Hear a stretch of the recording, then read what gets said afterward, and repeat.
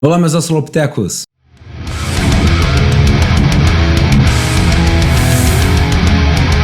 Pessoal, hoje eu vim falar sobre a doença de Alzheimer, sobre as hipóteses de como que ela surge e sobre os fármacos mais recentes que têm aparecido por aí. A doença de Alzheimer é a doença demencial mais comum na nossa espécie, com os primeiros sintomas surgindo por volta dos 65 anos de idade, em que o paciente começa a esquecer de eventos e conversas recentes. Bom dia! Eu queria um remédio para Pressão alta? Não. Parkinson? Não. Alzheimer? Isso. Qual é o nome do remédio? Que remédio? As memórias recentes, elas são armazenadas no hipocampo. Quando elas são reforçadas, seja por um processo de reativação dela via estudo, ou quando tem um aprendizado em que utiliza vários meios para evocar essa memória ela é reorganizada do hipocampo para o neocórtex. É como se houvesse uma maneira de, por vários meios, nós conseguirmos reacessar essa memória. No quadro demencial do Alzheimer, a primeira área a ser prejudicada é a região do hipocampo. Por isso que nós observamos essa clínica de perda de memória recente. Curiosamente, as memórias a longo prazo são as últimas a serem perdidas. Talvez os exemplos mais felizes sejam aqueles envolvidos com música. Músicos, dançarinos, pessoas que têm a música como muito presente na sua vida, acabam tendo a ativação de regiões sensorimotoras ao tocar uma música, por exemplo, aprender uma música. E isso faz com que tu tenha ativação de várias regiões do cérebro, região sensorimotora, como eu falei, a área de linguagem, área de atenção, memória, emoção. Isso tudo acaba impactando a forma com que o cérebro se reorganiza e na sua plasticidade. See Henry inert, maybe depressed, unresponsive and almost unalive. Given an iPod containing, we know, his favorite music.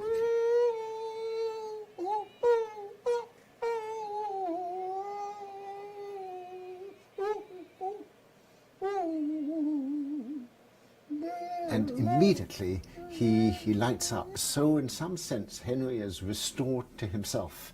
He has remembered who he is, and he's reacquired his identity for a while through the power of music. What does music do to you? It gives me the feeling of love, romance. Figure right now the world needs to come into music, singing. You got beautiful music in. Beautiful, oh, lovely. And I feel the band of love, the dream.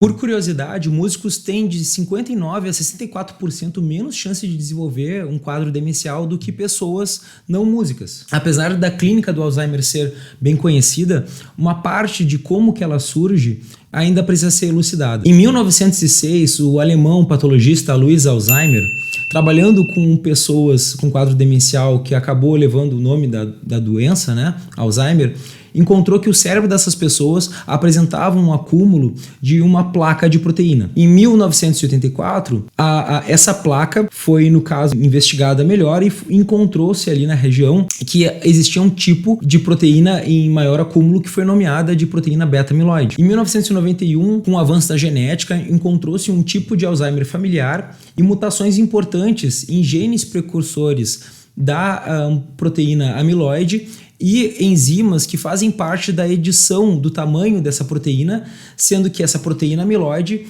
vai sendo editada em pedaços menores, um desses pedaços acaba sendo a proteína beta-amiloide. Esse quadro familiar, ele é por volta de 1% dos casos totais de Alzheimer. Contudo, as mutações nesses genes acabam levando um risco de mais de 95% da pessoa desenvolver Alzheimer.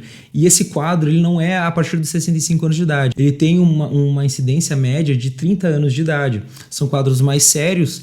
Os genes associados, as mutações nos genes associados são da proteína precursora da beta-amiloide, o gene APP, e do gene PC1 e PCM2. Outras proteínas associadas à doença de Alzheimer é pela desorganização das proteínas Tau. A proteína Tau faz parte do citoesqueleto neuronal, contudo, na doença de Alzheimer, ela está desorganizada e hiperfosforilada por formar emaranhados que prejudicam o citoesqueleto do neurônio, fazendo com que tenha morte neuronal. Já o mecanismo do acúmulo de placas das betas-amiloides seria de que ela prejudica a comunicação entre os neurônios, ou seja, entre as sinapses, acaba levando a um processo inflamatório na região, e tudo isso faz com que tu tenha uma cadeia de eventos que vai levar ao final à morte neuronal. Dessa forma, por anos, a hipótese dominante para explicar a doença de Alzheimer foi através do acúmulo dessas placas beta-amiloides. Todo esse histórico de pesquisa fez com que a indústria farmacêutica direcionasse o seu dinheiro Cala a boca e pega o dinheiro para poder investigar em novas drogas que pudessem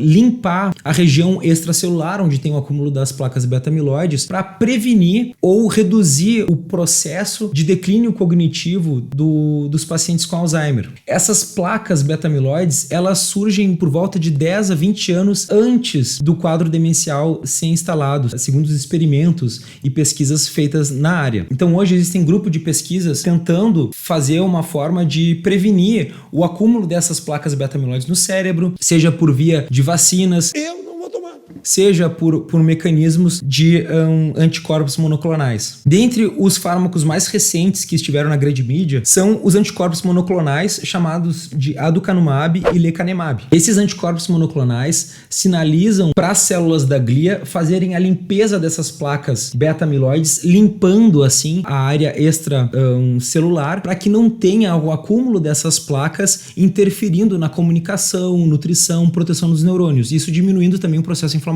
Por anos se tem feito muitas pesquisas em cima disso, mas os resultados não têm sido muito satisfatórios. Além disso, houveram efeitos colaterais importantes, sendo eles de edema cerebral e sangramento. Outra droga recente é o simufilam. O simufilam, ele atua a partir da estabilização via uma proteína chamada filamina A, que está associada à proteína Tau, mantendo com que ela fique mais estabilizada, ou seja, evitando com que a proteína Tau acabe se hiperfosforilando e formando aqueles emaranhados que vão acabar a desorganização, ao rompimento da estrutura citoesquelética do neurônio. Em agosto de 2021, um pesquisador chamado Matthew Schreck foi contratado por um grupo de investidores a fazer uma investigação das publicações desse fármaco, o simufilam. Esse pesquisador acabou encontrando que existiam publicações com erros de interpretação de imagem e de que algumas imagens teriam sido alteradas. Esse pesquisador entrou em contato com o Instituto Nacional de Saúde dos Estados Unidos, pedindo a retratação dos pesquisadores que publicaram esses dados mostrando que o simufilam teria resultado positivo. 12 de janeiro desse ano, 2023, a Nature publicou um artigo falando que os contratantes do Matthew Schreck teriam um conflito de interesse com a empresa do fármaco sendo prejudicada. Já 5 artigos da simufilam foram apontados com erros, e desses 5, 2 já foram publicados, em que os pesquisadores se retrataram e ainda mostraram resultados positivos. Um terceiro deles não foi publicado ainda, mas o diretor da revista disse que foi mostrado que os artigos não continham nenhum indício de fraude. Um problema é que, além da pesquisa com a simufilam, o investigador encontrou que alguns artigos antigos e importantes na área do Alzheimer apresentavam manipulações de imagem, ou pelo menos indícios de manipulação de imagem. Dentre esses artigos, um artigo importante é o de 2006, em que foi encontrado pela primeira vez de forma experimental quadro demencial em camundongos a partir do acúmulo de uma proteína beta-amiloide específica chamada beta-amiloide 56. A revista Science resolveu investigar junto e encontrou convergência dos resultados resultados do investigador Matthew Schrag. Isso reforçou a ideia de que esse grupo de pesquisa, e junto foram encontrados por volta de 40 outros artigos, apresentavam manipulações nos seus dados envolvendo estudos com beta-amiloides. Tudo isso ainda está em fase de investigação legal, mas a descoberta desse grupo de pesquisa manipulando esses artigos